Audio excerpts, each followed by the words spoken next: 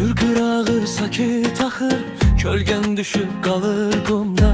Yaşıl baş sonalar köçüb, sənin adın qalıb dildə. Bir dərə, bir dağ, bir çinar, hamısı yadımda sanki. Gəlsən tanıyar bu yollar, mən də tanıyardım yenə səni.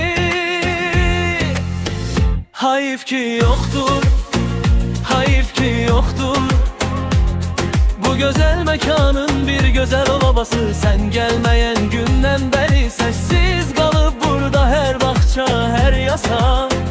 Hayif ki yoxdur, hayif ki yoxdur, bu cütər cığalı qara tellərinin bir baxışın bəs edərdi.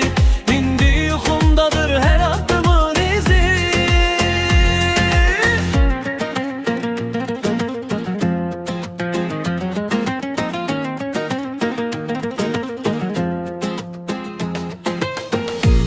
Basanın qışlaqları yazar, susaqlaqlayır gərdək. Səndən sonra burada hər şənlik daha tez bitir olmur bərək. Söhbətlər uzanmaz gecə, gülüşlər qalmaz havada. Sanki bir nəfəs kəsilib bu ellərin köhnə nəğməsində.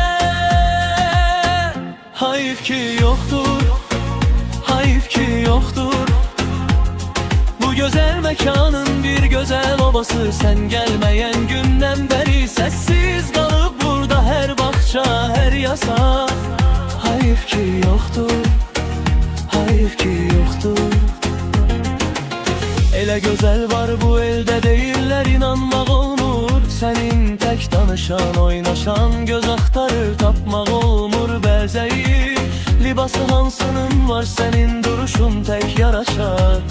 Adın çəkiləndə ürəyim yenə bu sahilə qaçar. Hayif ki yoxdur, hayif ki yoxdur, bu gözəl mekanın bir gözəl obası. Sən gəlməyən gündən bəri səssiz qalıb burada hər bağça, hər yasa. Hayif ki yoxdur, hayif ki yoxdur, hayif ki yoxdur, hayif ki yoxdur, bu gözəl mekanın bir gözəl obası. Sən gəlməyən gündən bəri səssiz qalıb burada hər bağça, hər yasa. Hayif ki yoxdur.